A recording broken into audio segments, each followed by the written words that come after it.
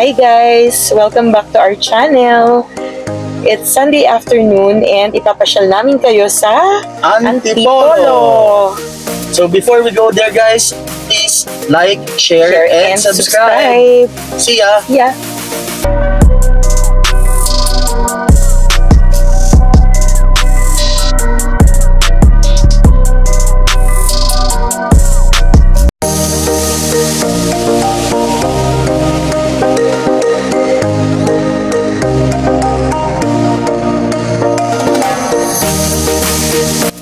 So, nandito na kami sa Antipolo Church. Ito ang aming first stop. So, Antipolo Church is one of the most visited places here in the Antipolo, in the province of Rizal. So, this is also known as the pilgrimage capital of the Philippines because the patron saint of this church is Our Lady of Peace and Good Voyage. So, everybody who has a new car, a brand new bike, comes to this church to have their vehicles blessed. Love piece of trivia. Yes. Ang Antipolo daw pala kasi is hango sa word na Tipolo, which is isa siyang tree. Yeah, so basically the name of this place or the city comes from a tree. Ano yung love? Tipolo. Yes, So, the Tipolo plant. Tipolo. So, later on, nakasanayan na nila na tawagin. Which is very abundant daw in this place. Alright. So let's go ahead and make our rounds in the church, see how majestic it is. See ya!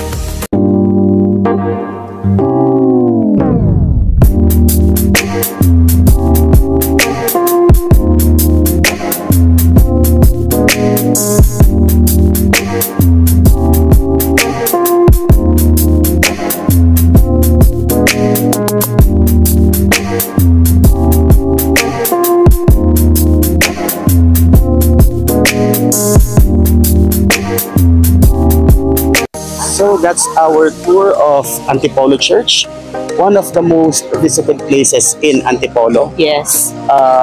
Next stop that we're gonna visit is Hinulugang Taktak. Yes. So Excited ako makita Hinulugang Taktak. Kasi matagal ko na naririnig yun eh. yes, so let's go. Let's go. See you.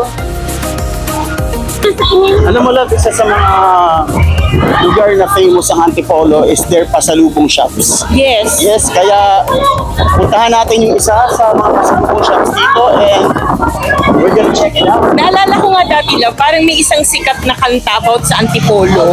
Tapos parang masarap daw yung suman doon tsaka Yes, kaso. suman at saka kasi. So, check Tara, natin check yan. natin.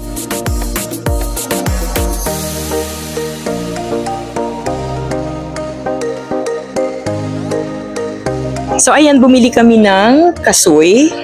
And ayun, nakakatawa dito love kasi pag nag-request ka na magpadagdag, dinadagdagan talaga nila. No? Thank you ate. Thank you po. Thank you kuya.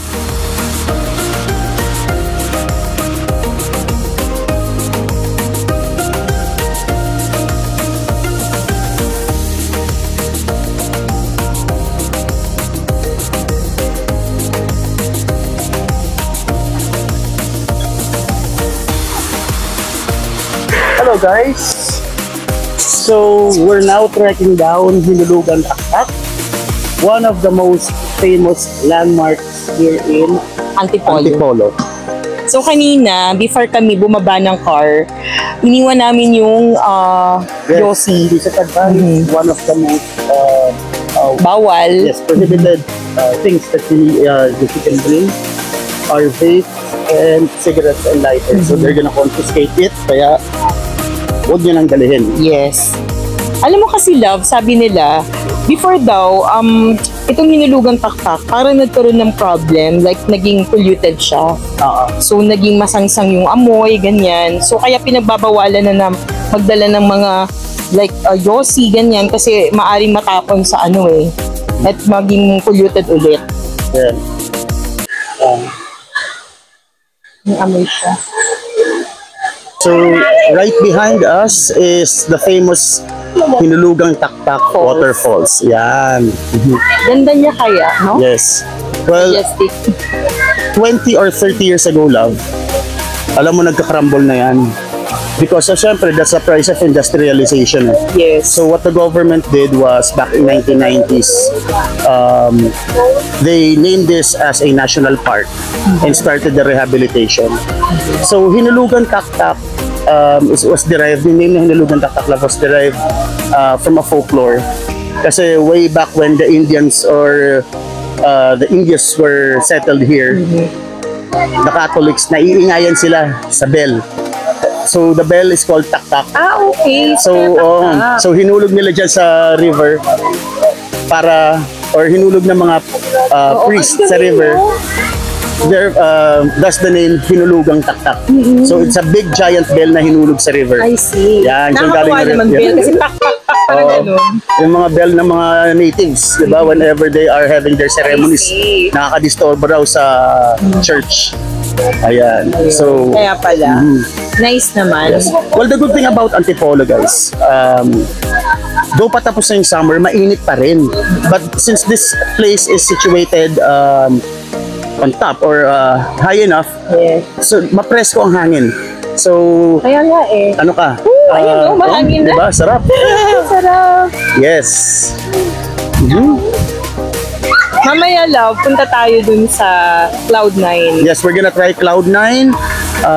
Maganda daw dun eh. Sabi nila overlook. Yes. Pag nandun ka daw sa taas ng bridge, overlooking daw yung buong Metro Manila. We're also Makikita gonna- mo daw Ortigas, Yes, Pasig. we're also gonna eat our merienda there. And Yes. we're gonna check kung kaya naming tawirin yung mataas na bridge.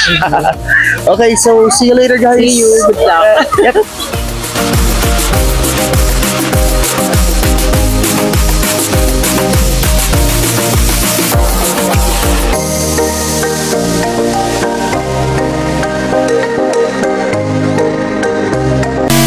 Ano, kaya ba?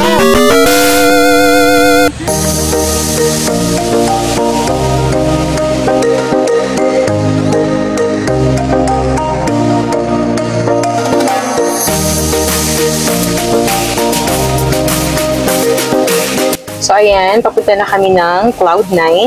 Kakaalis lang namin sa Hinulugang Taktak. I got my mangga from there. Kasi love, bukod sa bukod sa suman at saka sa ano ba yung isa? Yung kasoy, sikat din ng Antipolo sa mangga. So ayan, kaya mura siya. 50 pesos lang to with bagoong pa. Ayan. See you na lang later sa Cloud9.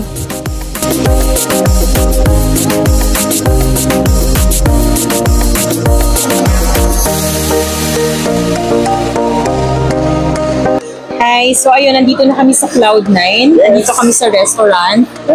After Hinulugang Coalition Taktak. Street and Hinulugang Taktak, we got hungry, so Yes. we're gonna go back to that. And it's supposed to be here in Cloud9 if you want to cross the bridge. There's an entrance fee 100 of 100 pesos. But if you're gonna be eating in the restaurant, if I'm not mistaken, you spend at least 300 pesos. Free na yung entrance. They're gonna give you free entrance and free access to the Bridge. sketchy but hanging bridge that we're gonna walk to. Saka hindi lang daw dun eh, yung museum din. Saka Yes. yung nasa paligid na to, pwede namin pasyalan.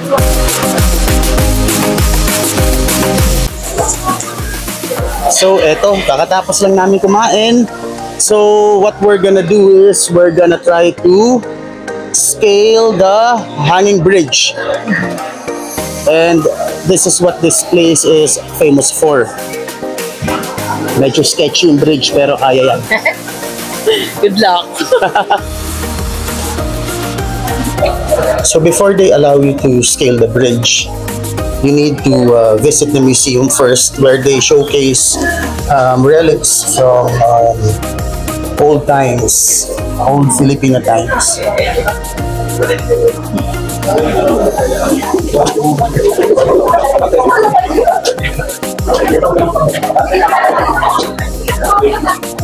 So, meron pa silang Filipino sword, daggers, jewelries.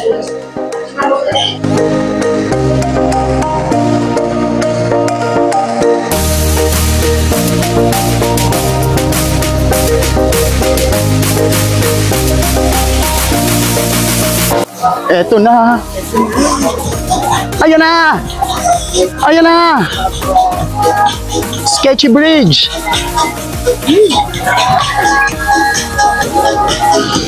Ang sikreto, wag daw tutunin sa baba. Extra kalog.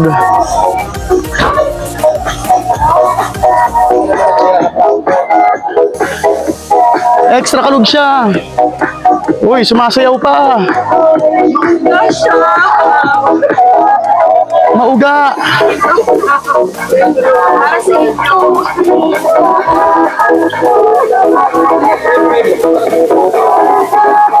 Makalog. Sketchy.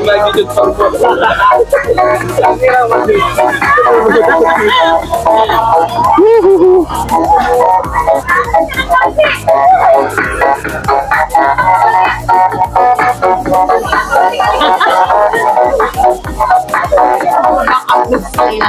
Hala. Hoy.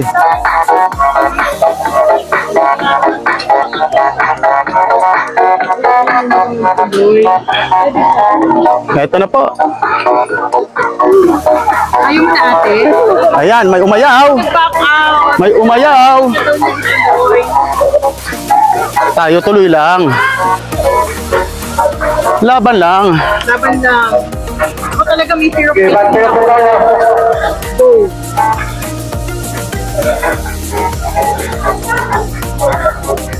Love, dahan-dahan lang ha. Yes.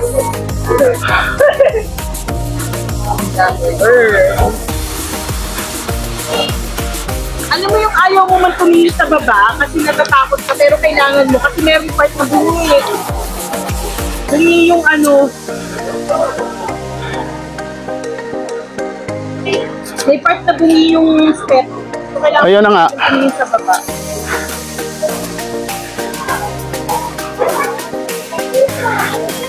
Woohoo!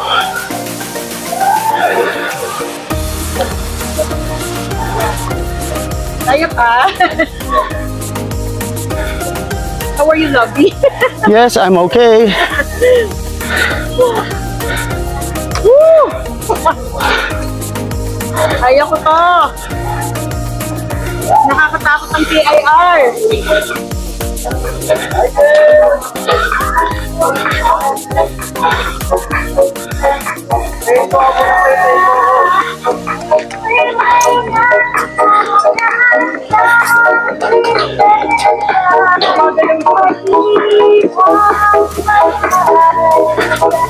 Woohoo!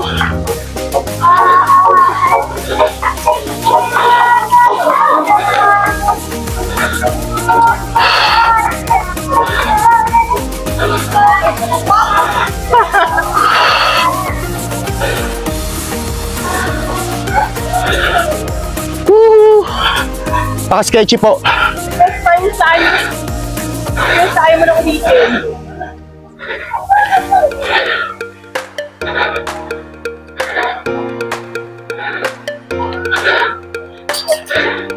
Malakas ang kalog. Nagulas pa yung pang step. Are you okay, love? Yes. Kaya ko para sa first. Yes.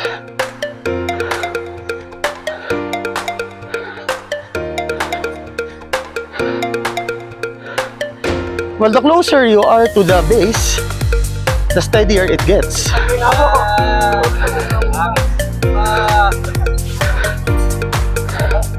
Woo!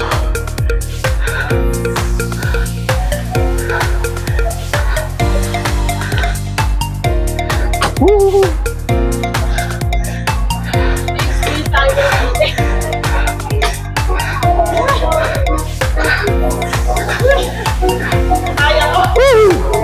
We did it!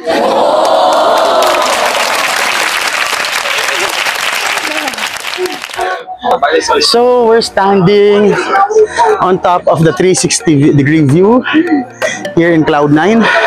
Na-survive namin yung hanging bridge. Sketchy. Sketchy, makalog. Tapos yung dinadaanan mo, madulas pa. Oo Tapos nga. merong ibang bungi talaga. As in, May nag-back out pa na Hindi isa. sa pinatakot namin kayo. Talaga lang na, promise, to be honest lang. Tapos may nag-back out pa na isa. Paano? Kasi di niya kinaya yung ano. Oh, lalo yung pabalik siya. Lalo kumalog yung bridge kasi may naglalakad from the opposite end. Tapos makukulit yung mga nasa likod natin, mga bata. Kasi Oo. ginagalaw talaga nila yung ano. Well, anyway, this is the spectacular view.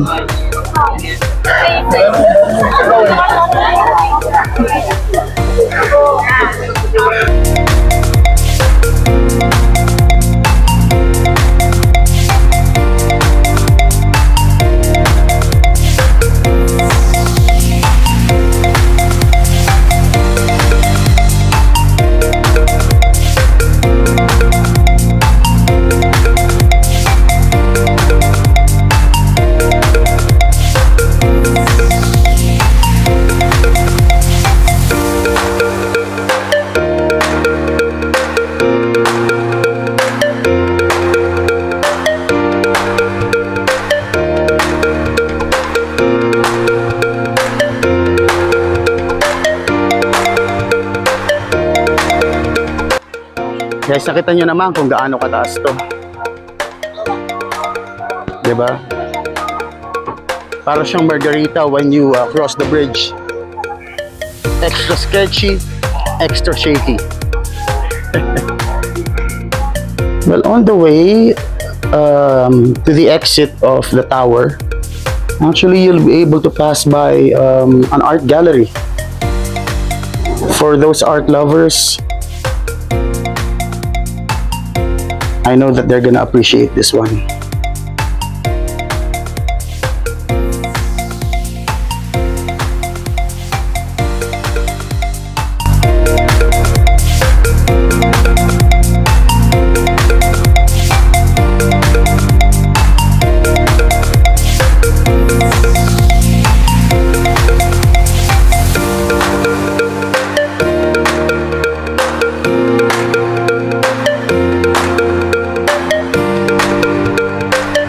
So guys, that caps off our Antipolo trip for today's or for this vlog. Half day in Antipolo and 3 best places to go are Hinulugan Taktak, of course Antipolo Church, and Cloud9 with their famous sketchy bridge. Yes. Cloud9 talaga. So once again guys, if you would like us to go somewhere else, if you have a suggestion, please hit us up in the comments and the comment section, and please like this video and share it. Your likes and your comments will Means make to this us. channel grow and means everything to us. Thank you. Bye.